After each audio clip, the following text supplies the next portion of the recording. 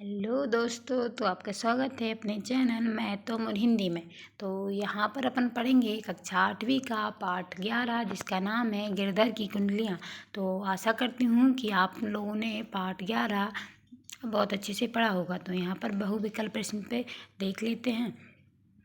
बहुविकल्प प्रश्न पहला है, कुंडलियाँ छंद बनता है। तो यहाँ पर ऑप्शन नंबर बी, दोहा और रोला के जो संयोग से हैं वो कुंडलियाँ छंद बनता है। प्रश्न दूसरा है, अनुस्वर युक्त सही वर्तनी वाला शब्द है। तो यहाँ पर जो अनुस्वर लगा है किस में लगा है? हंस में, जो कि बिल्कुल सही है।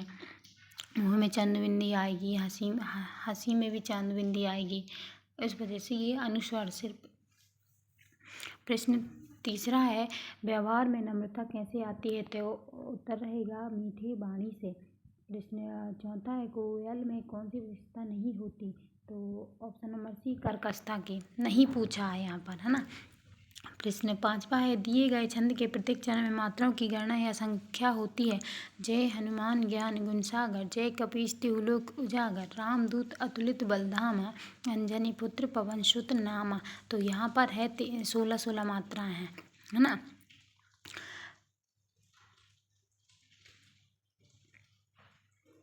यहाँ पर पेज ना आगे पीछे लग गए हैं, थोड़ा सा मैंने से रिक्त स्थान की पूर्ति कीजिए। तो प्रश्न छठवा है, गिरधर कवि राय ने अपनी रचना कुंडलियाँ छंद में लिखी हैं। सातवां है, कदम शब्द में प्रयुक्त पंचम वर्ण है माँ। जो बिंदी आई है जिसको अपन अनुस्वर बोल रहे हैं वो माँ है। प्रश्न आठवां है, सपने का बहुवचन रूप सपनों होगा। नौवां है, गिरधर कवि राय ने दौलत को बहता जल कहा है।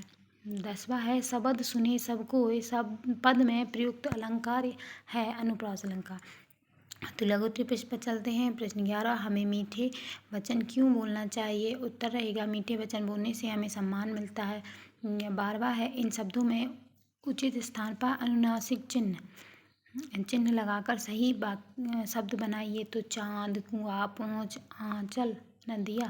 तो चांद, कुआं, पहुँच, आंचल, नदियाँ, ये सही रहेंगे। तो प्रश्न 13वां पे आ जाते हैं, गुण के गाहक सबक नर पंक्ति का क्या आशय है? तो आशय रहेगा कि अच्छे गुणों को ग्रहण करने वाले हजारों मनुष्य होते हैं, जबकि अवगुणों को कोई नहीं लेता या लेना चाहता। प्रश्न 14 है, कोयल और कोए का अंतर कैसे पता चलता है? उत्तर रहेगा उनकी वाणी से पता चलता है कि कोयल की वाणी मधुर तथा कौए की वाणी कर्कश होती है। हम लघुत्तरीय प्रश्न देख लेते हैं।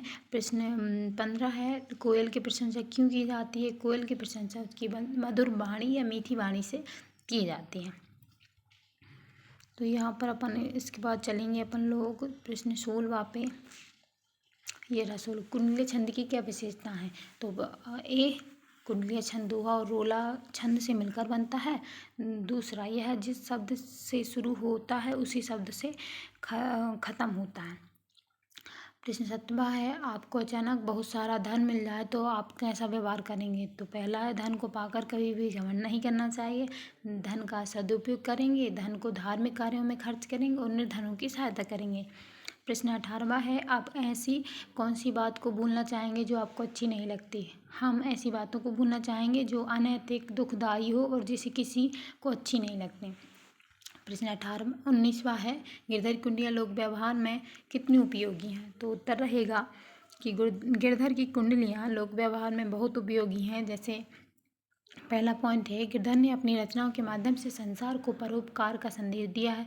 गिरधर जी कहते हैं कि धन को पाकर कभी भी अभिमान या घमंड नहीं करना चाहिए। गिरधर के अनुसार मनुष्य को बीती हुई बातों को भूलकर आगे क्या करना है इस पर विचार करना चाहिए।